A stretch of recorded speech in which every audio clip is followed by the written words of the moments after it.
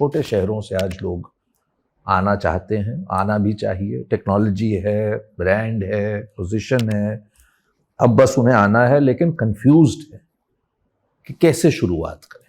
अगर आपको hardcore equity में ही इन्वेस्ट करना है, आप सीखना भी चाहते हैं, बहुत सारे इन्वेस्टर्स ऐसे भी हैं कहते हैं कि मेरे को सीखना भी है, ये मेरे लिए एक तरीका भी है, मैं 25 साल का हूँ, 30 साल का हूँ, अगले 30 साल तक इन्वेस्ट करूंगा, मुझे भी सीखना है, मेरा इंटरेस्ट भी है इसमें, मैं अपने पैसे से सीखना भी चाहता हूँ।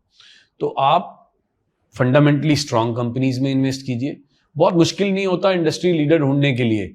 अगर आपको इंडस्ट्री लीडर अगर पिकअप करना है टेक्नोलॉजी कंपनीज में, तो आपको नाम पता ही है। इसी तरीके से आपको बैंकिंग में अगर करना है तो 2 नाम आप बैंकिंग में चूज कर लीजिए, 2 नाम आप क्या कहते हैं न्यू एज कंपनीज के चूज कर लीजिए। एक अच्छा पोर्टफोलियो बनाइए और लगातार उसमें इन्वेस्ट कीजिए। उसकी एक बास्केट बनाइए 5 या 10 स्टॉक्स की और आप उसमें इन्वेस्ट कीजिए। आजकल सब ब्रोकर्स ये अलाउ करते हैं कि आप उनकी बनाई हुई बास्केट्स में भी इन्वेस्ट कर सकते हैं या अपनी भी बास्केट बना के इन्वेस्ट कर सकते हैं, जो आपको समझ में आता है।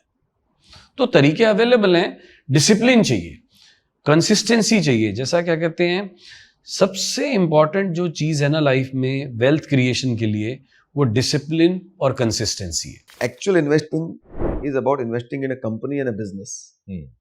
तो अगर खराब मार्केट में भी कुछ बिजनेस अच्छे करते हैं, तो मार्केट नीचे भी जाता है तो कुछ बिजनेस ऊपर करते हैं।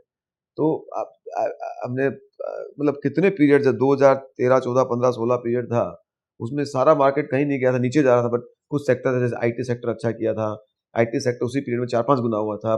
कंज्यूमर सेगमेंट 2009-10 से लो और 4-5-6 साल का टाइम दो, मार्केट जब नीचे था कंज्यूमर सेक्टर पूरा ऊपर गया हुआ था। तो हर मार्केट में कुछ सेगमेंट सेक्टर स्टॉक्स ऊपर जाएंगे, कुछ नीचे जाएंगे। आपका काम है कि उसको स्टडी करना, कौन सी कंपनी में इन्वेस्टमेंट करते रहना, नहीं करना।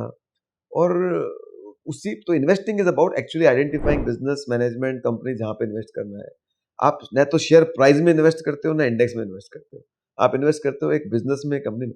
और ये समझ जिस दिन आ गई, उस दिन आप रोज शेयर प्राइस देख के अपना खुश होना और नाखुश होना बंद कर दोगे। आज मैंने कोई 100 रुपया में स्टॉक खरीदा, मुझे लगता है 4-5 गुना हो सकता है, वो कल वो 150 हो गया, 130 हो गया, 180 हो गया। उसमें ना तो खुश होना चाहिए, ना नाखुश होना चाहिए। वो जर्नी का पार्ट है। स्टॉक पिकिंग या इन्वेस्टिंग ना, जो मेरा एक्सपीरियंस है, और मैं तो एकदम जीरो से ही शुरू किया हूँ, डू इट योरसेल्फ ही एक तरह से आप देख, is basically logic understanding logic. आपको ये समझना है कि वो कंपनी नेक्स्ट 15-20 साल में कितना पैसा बनाएगी, और यही स्टाइल जो है अल्टीमेटली आपके लिए वेल्थ क्रिएट कर सकता है। आप टेक्निकल्स, लॉन्ग शॉट, मोमेंटम, ये वो करके आप अपने मन को तसल्ली दे रहे हो। And I am talking not sophisticated investors but ordinary investors. मैं भी रिटेल का ही पूछ। तो ultimately present value of future cash flows के लिए आपको कैश फ्लोज समझ, कैश फ्लोज का proxy profit and loss account है। और इंडिया ग्रोथ इकोनॉमी में है, ग्रोथ इन्वेस्टिंग में ही पैसा बनेगा। तो आप सब एक्सपेरिमेंट करके देख लिए, value, deep value, Contra, momentum, सब करके देख लिए। हमारी कॉस्ट ऑफ कैपिटल 15% की है उस जमाने के बाद में। अभी तो थोड़ा कम हो गया है, अभी जो CAPM हम बोलते हैं 11-12% का कॉस्ट ऑफ कैपिटल। मैं बोलता हूँ कि थंब रूल, आप ये समझिए कि आपको बैंक से 15% से नीचे पैसा नहीं मिलेगा कोई भी बिजनेस कमाने। तो इंडिया में कॉस्ट ऑफ कैपिटल 15%।